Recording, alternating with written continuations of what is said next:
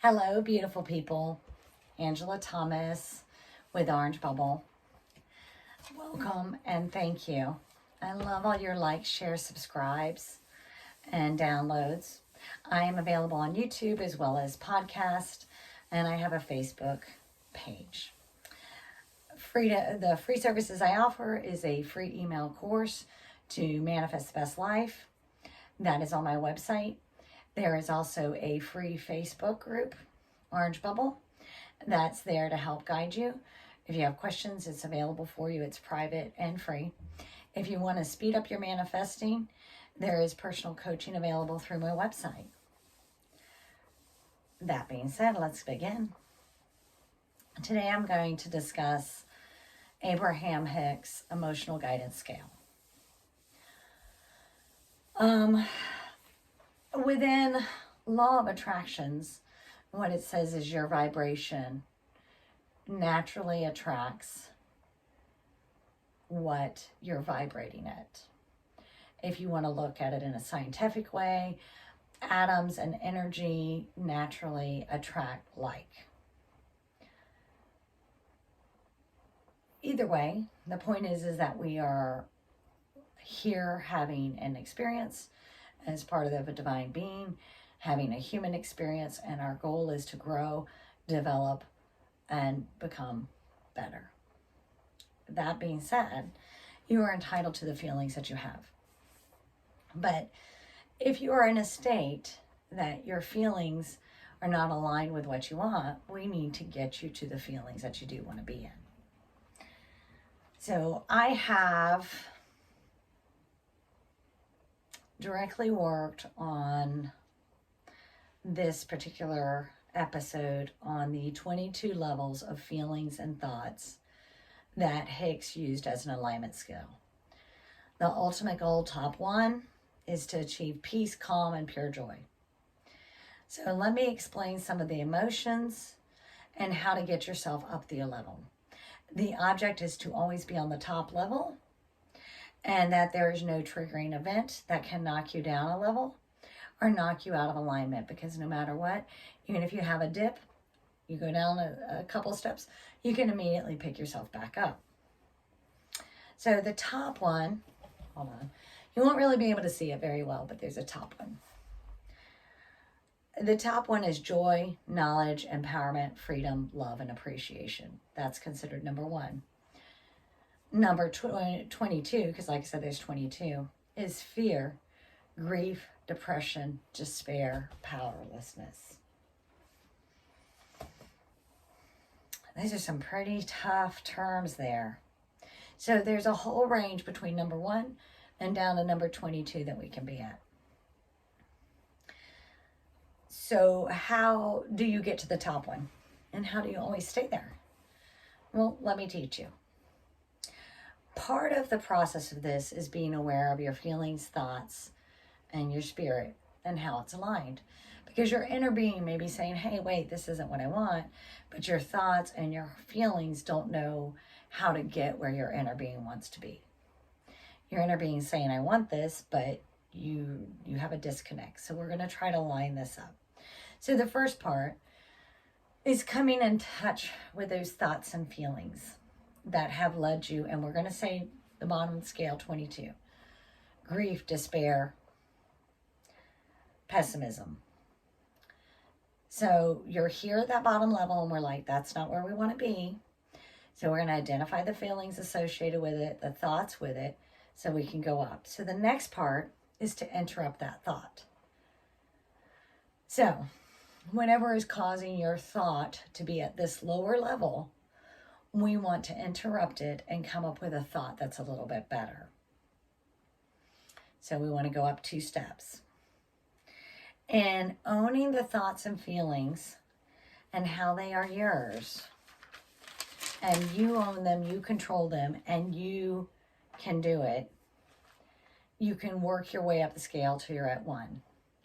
And as you achieve that harmony, nothing will knock you down, because you're like, okay, yeah, that might be a little bit of a wobble there. I might be down 2 steps, but I'm going right back up, because I don't want to be down here. I want to be up here. So let's assume you've done that. You've done step 1 and 2. You've gotten in touch with these feelings. You know where they're coming from. You've gotten in touch with the thoughts behind it. And you've said, okay, I am now ready to go to finding the next better thought, which is thought 3. So we're going to use grief and pessimism as the first one. Let's take it up 2 levels. The next level from grief, despair, pessimism, taking it up to using Abraham's Hicks emotional guidance scale from Ask and It Is Given, is to maybe have anger. It's the feelings and thoughts from it. If you want to, there's the 7 stages of grief. This is way more detailed than that because it takes all your emotions and not just within that. But if you think about the 7 stages of grief, one of the things it says is that you're in grief. Then you have anger. Then you may try bargaining. Then you have acceptance.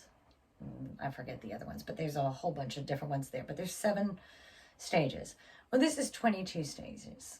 So we're now angry at whatever that thing that was causing that made us think, feel, that we thought or felt caused us grief. So now we decided we want to go up 2 levels, so we're going to be in anger. We're anger. What makes you angry about those thoughts, feelings, or belief? Accept the feelings from it. Say, I don't want to be in those feelings anymore. We're going to go working up 2 more levels. Blame. I'm going to blame the other person. It's their fault. Or in the case of death, it's God's fault. It's their fault that I feel this way. Well, yes and no. Maybe because of the way you viewed yourself, things happening, you using everyone as you pushed out, that allowed the person to treat you this way. And now that you are feeling better about yourself, you're like, no, I accept my ownership on it, and I am going to go up 2 more levels. So 2 more levels from anger is, well, we went to blame, is doubt. Well, maybe I really don't agree with whatever that thought and feelings were on it. So I'm doubting my reality and my perception or how I feel about it. And that's okay. You're now not down here, you're now up here. So 2 more would be overwhelmed. Okay, now that I've come to the conclusion that the doubt is wherever it is, and I've gotten rid of the doubt, and I've gotten rid of the blame, and I've gotten rid of the anger, and I've gotten rid of the grief. Now I'm just overwhelmed by it all, because where do I start? Again, own your thoughts and feelings about it, and then take action, because then you're no longer overwhelmed. The next one above that would be contentment. So we've gone up a couple levels, and we said, okay, well, I'm making progress where I need to be. I'm no longer at this level. I'm here, and I want to stay here, and I want to go ahead and keep getting up. So finally, after you've owned each one of these thoughts and processes, you can go up the very top and be at joy. You are allowed to feel how you feel. It's your emotions, it's your thoughts, it's your perceptions that show you how to feel this way, how you view it, how you think it, how you own it. You need to then decide to make peace with whatever that is, forgiveness, and turn it around. Anytime a negative thought regarding whatever it is comes into your mind or brings you feelings where you don't want to be, have something in mind that immediately picks you up.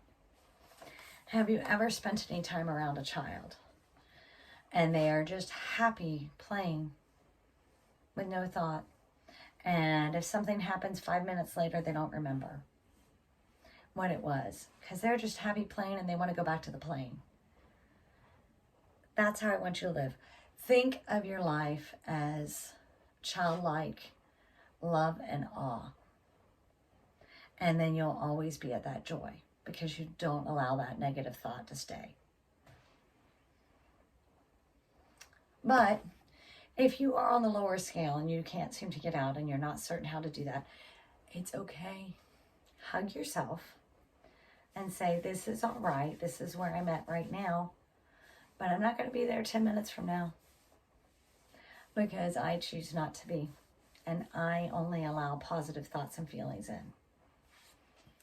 And it is all right. Some people can go through an exercise like this and it's done. And they don't ever have to do it again. And that is my sincere thought for you. For others, you might need a little extra time or a little extra guidance. That is available for you. Acknowledge your feelings, acknowledge the thoughts, use your new tools and new thoughts to climb up that ladder. With patience, this will become your dominant thought, your dominant feelings, and nothing will knock you off because you're going to have that inner love and inner thought of a child for yourself and somebody else. So have great joy. I hope the alignment scale helps a little bit for you. If you have more questions, please let me know. Continue your like, share, subscribes. Have a great day. Thanks.